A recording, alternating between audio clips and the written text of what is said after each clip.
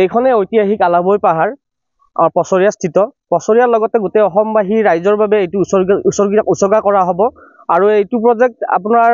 2.5 বছৰৰ পৰা কাম চলি আছে কিন্তু 2.5 বছৰত শেষ হ'ব কৈছিলে কিন্তু বৰ্তমানলৈকে কোনো ধৰণৰ কাম শেষ হোৱা নাই মাত্ৰ 30% কামহে হৈছে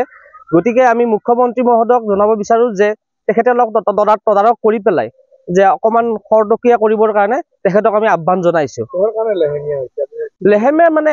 ধৰক হেৰি লেবাৰৰ প্ৰব্লেম লেবাৰ মানে ভালকে লগোৱা নাই আৰু মানে মান্থলি পেমেন্ট বিলাক অকমান দেৰিকে কৰে 3 মাহ 4 মাহৰ ভিতৰত বিল বিলাক কৰে সেইটো কাৰণে লেহেমীয়া হোৱা বুলি আমি ভাবিছো কিমান টকাৰ বাজেট আৰু কোন কোম্পানীক এইটো ঠিকা দিয়া হৈছে হয় এইটো ৰেংক প্ৰজেক্ট অফ ডেভেলপমেন্ট বুলি চেন্নাইৰ প্ৰজেক্ট এটা আৰু 150 কোটি টকাৰে ধাৰ্য কৰা হৈছিল ৰাষ্ট্ৰপতিয়ে আমাৰ এইটো অনুমোদন জনাইছিলে কি থাকিব হয় ইয়াতে এখন আহোমৰ তৰোৱাল এখন হ'ব ওপৰত হেংদাং এখন হ'ব আৰু মিউজিয়াম আছে ভাল এখন পাৰ্ক হ'ব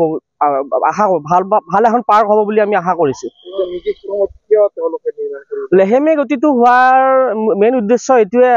তেখেতসকলে ৰেংক প্ৰজেক্টে জানিব এতিয়া তেখেতসকলে লেহেমীয়া হোৱাৰ কাৰণে সেইটো কাৰণে আমি মন্ত্ৰী মহোদয়ক অনুৰোধ জনাইছো যে অকমান তদাৰক কৰে যেন সঘনে এতিয়া দুৰ্ঘটনা সংঘটিত হয় মানে এখেতসকলৰ অকমান সেফটি সাইডতো অকমান প্ৰব্লেম আছে সেইটো কাৰণে অকন দুৰ্ঘটনা সঘনে হৈ আছে এই আলাবৈ পাহাৰৰ খনতে আমাৰ যিখন এটা খোদ বনাব মানে মুখ্যমন্ত্ৰী ডাঙৰীয়া এটা প্ৰকল্প লৈছিলে আজি প্ৰায় 2.5 বছৰ আগতে কামটো ষ্টাৰ্ট কৰিছিলে আৰু সময় দিছিলে 2.5 বছৰ এতিয়া 2.5 বছৰ পাৰ হৈ উকলিও এতিয়া 6 মাহ আকৌ মানে পাৰ হৈ গ'ল আৰু কামটো দিছিলে এটা চেন্নাইৰ কোম্পানী Rank project development and private লিমিটেডক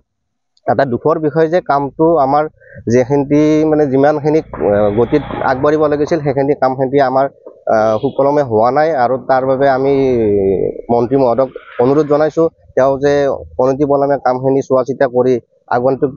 যেখিনি কাম বাকি আছে সেইখিনি সুকলমে আগবঢ়াই লৈ যায় কিমান শতাংশ কাম হোৱা বুলি এতিয়া আমাৰ দেখাত ডিস্ট্ৰিক্টটো মোটামুটি 30% কাম হৈছে কি নিৰ্মাণ হ'ব আসলে ইয়াতে এখন হেংদাং হ'ব আৰু যেখিনি আমাৰ 10,000 সৈনিক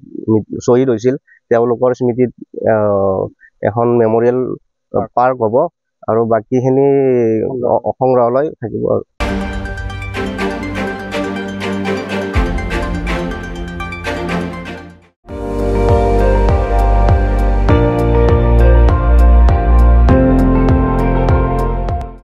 আপুনি চাই আছে ND24 সৰ্বশ্ৰেষ্ঠ নহয় সৰ্বোত্তমৰ দৌৰ